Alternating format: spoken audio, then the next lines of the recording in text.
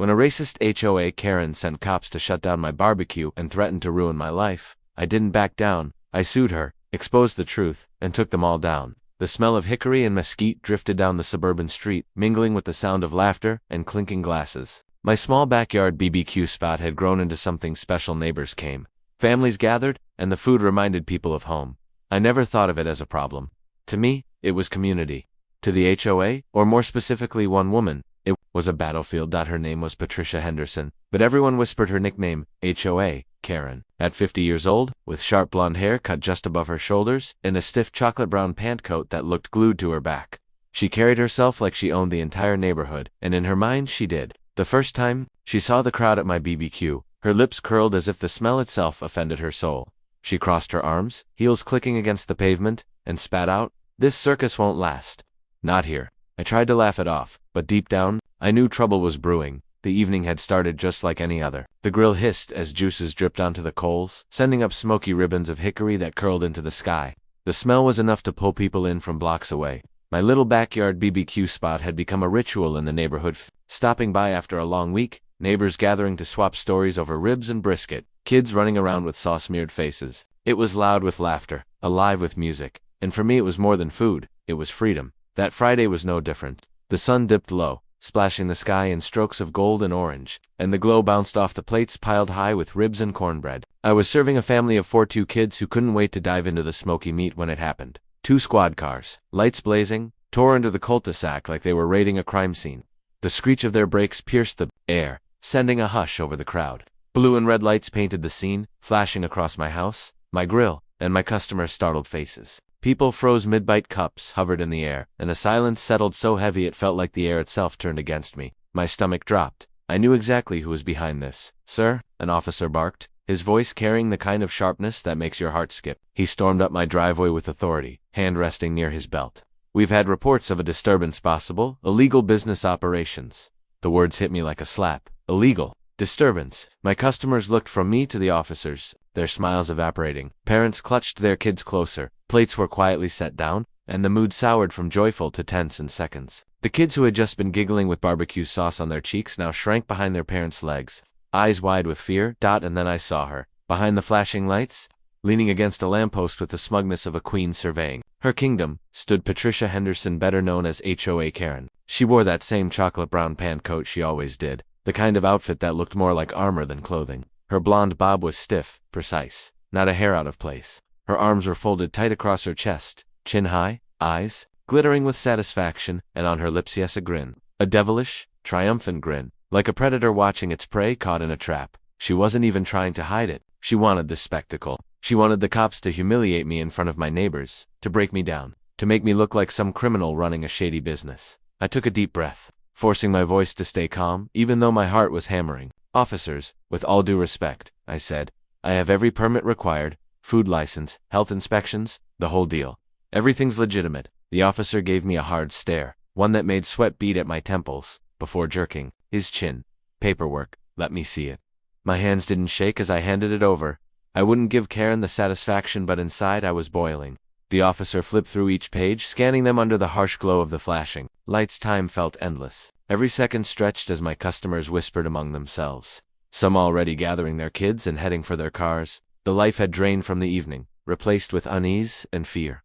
Finally, the officer's shoulders eased. He turned to his partner, nodded, then looked back at me. "Everything checks out. You're within your rights." Relief washed over me like cool water, but it was fleeting. Because while I had been cleared, the damage had already been done. Around me, chairs scraped against the pavement as people hurriedly packed up, leaving plates half full. No one wanted to get tangled in whatever drama Karen was stirring. The laughter was gone. The music was gone only.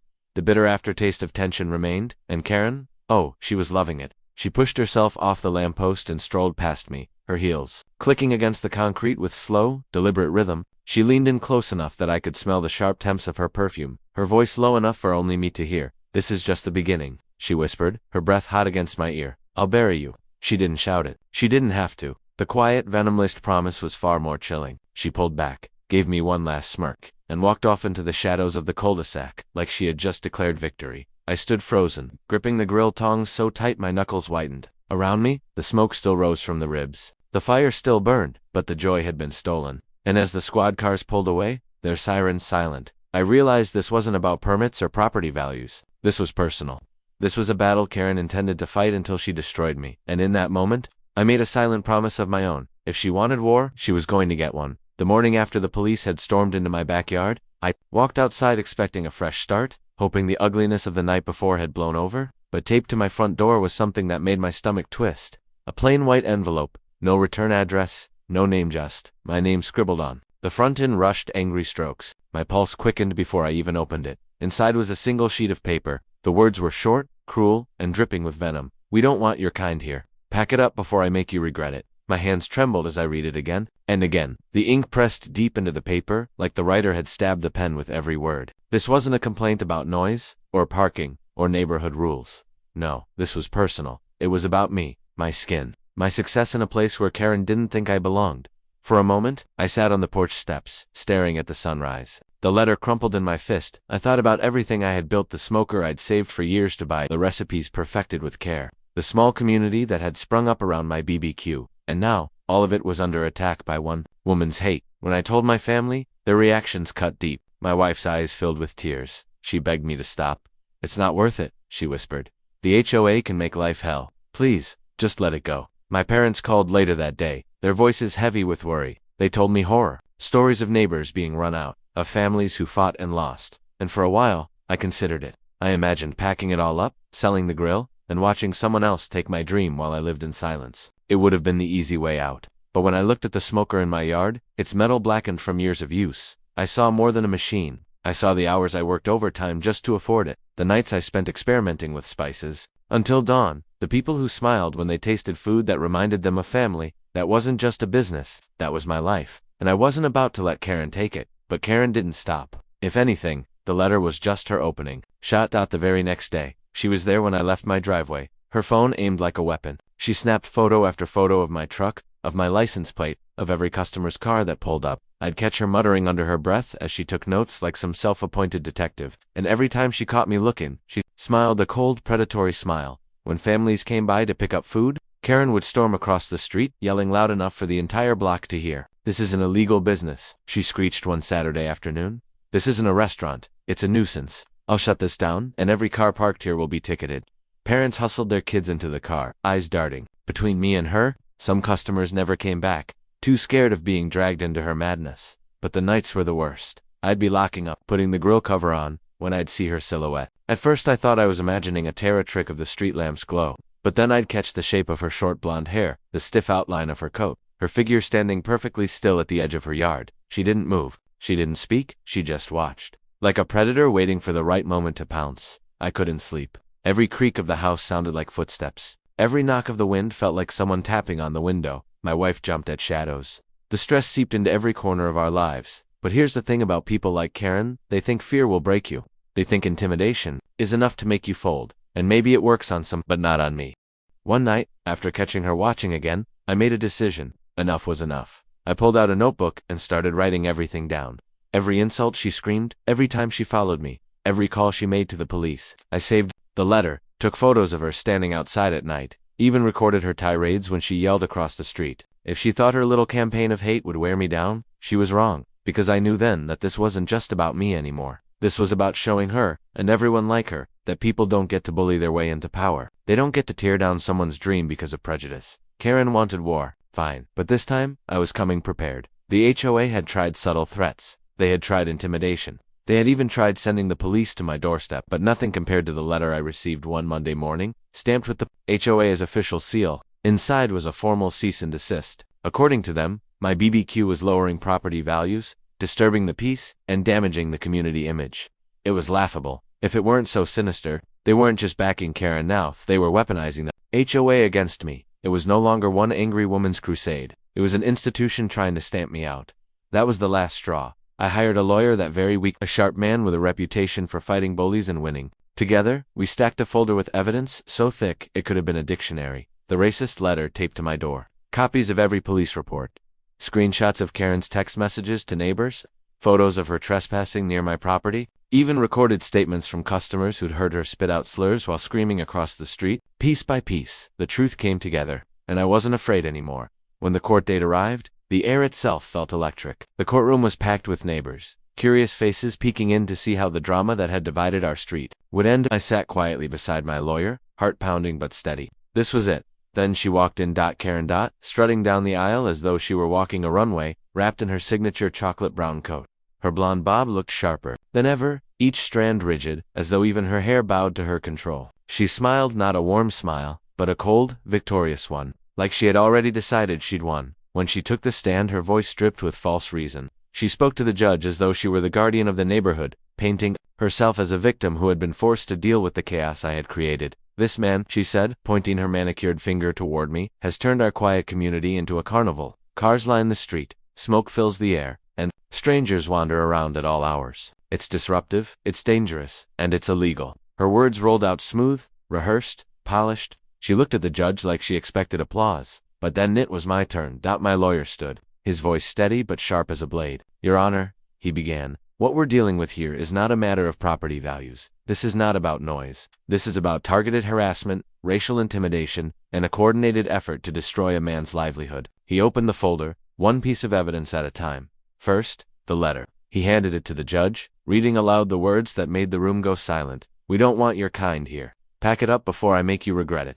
The words echoed through the courtroom like poison dripping from a knife. I watched as some of the neighbors in the back exchanged uneasy glances. Then the police reports, each one documenting how Karen had called officers to my door again and again, only for them to find no wrongdoing. After that, the photos of her trespassing on my property late at night, the shadow of her chocolate coat clear under the street lamps. And then came the witness statements. My lawyer read them aloud, accounts from customers who had heard Karen shout racial slurs, call me a criminal, and threatened to have anyone who supported me taken down. By the time he finished, the energy in the room had shifted completely. Karen's smug face, once glowing with arrogance, had begun to crack. Her lips pressed tight, her eyes darted nervously across the room. She squirmed in her seat, her confidence unraveling thread by thread. Finally, the judge leaned forward, his expression grave. His voice was calm but cutting, like ice breaking. This, he said, holding up the racist letter, is not only harassment, this is targeted discrimination. It is a violation of this man's rights, and it is unacceptable in this court or any court. The silence that followed was heavier than any insult Karen had ever thrown at me. Her face drained of color. She opened her mouth, but no words came. For the first time, the woman who had spent months barking orders, spewing threats, and throwing her weight around the neighborhood had nothing to say. Her eyes darted desperately from one face to another, searching for anyone to back her up, but no one moved. Not the neighbors who once whispered about me, not even the HOA board members who had so proudly signed that cease and desist letter. Everyone sat frozen, unwilling to share in her humiliation. For the first time, Karen stood truly alone, and me, I sat taller, stronger. For months, I had carried the weight of her attacks, but in that moment, it lifted, because I knew the truth had finally been spoken, and it wasn't just me hearing it, it was everyone. The gavel came down, the verdict was clear. The gavel's echo still rang in my ears as I walked out of that courtroom. The weight that had been pressing on my shoulders for months, every insult, every police call, every sleepless night was gone. The judge's words weren't just a ruling, they were vindication. Karen had lost. The HOA had been exposed. And for once, justice had landed on the side of the man they tried to silence. But the real victory didn't come inside the courtroom. It came after. The following weekend, I decided to do what I did best, fire up the smoker. The blackened steel drum hissed as the coals came alive, the sweet smell of mesquite and hickory rolling out into the warm air. I wasn't just cooking ribs and brisket this time, I was cooking freedom. I was cooking victory. At first, I wasn't sure if anyone would come. After everything Karen had put them through, the cops, the threats, the letters, maybe people would stay away. Maybe fear would still hang over the neighborhood like smoke from a fire that refused to die. But one by one, they showed up. Mr. Jenkins from down the street, carrying a six-pack under his arm, the Martinez family, their 2 kids racing ahead, already shouting for ribs, a group of teenagers on bikes who had always hung around my fence, noses in the air, waiting for scraps of brisket. Even folks I had never met before wandered over, drawn by the smell and the sound of laughter. The cul-de-sac filled with life again. Music played, kids chased each other across the grass. Laughter bubbled up and echoed off the houses. For the first time in months, it felt like home. Neighbors who once avoided eye contact with me now walked right up, shaking my hand, patting me on the back, telling me how proud they were that I stood up. Some admitted they had been scared to get involved before, but seeing me win in court gave them courage. Others just came to eat, but that was fine too. Every smiling face, every plate of ribs, was proof that Karen hadn't won. And speaking of Karen, she was still there.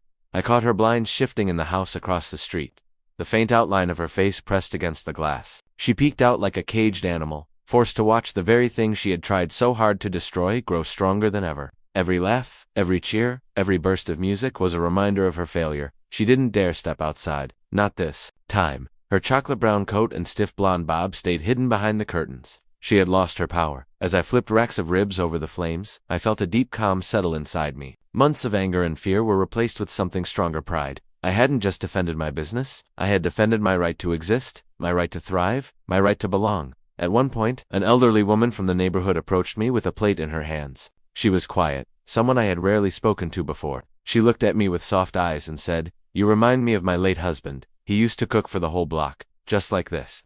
Don't ever let anyone stop you." Her words hit harder than anything the judge had said, because this wasn't just about winning a lawsuit, it was about community, about carrying forward traditions that bring people together, about proving that hate can't choke out joy, no matter how hard it tries. The night carried on, the sky turning from gold to purple, then to a starry black canvas above us. Plates clattered, drinks poured, and stories were swapped well into the evening. And as I looked around at the people gathered, different faces, different backgrounds, all united around food and laughter, realized something important. Karen had wanted to isolate me. She had wanted to paint me as an outsider, someone who didn't belong. But in the end, she had done the opposite. Her hatred had only made my community stronger. When the last of the ribs were gone and the grill finally cooled, I sat back on my porch, a smile spreading across my face.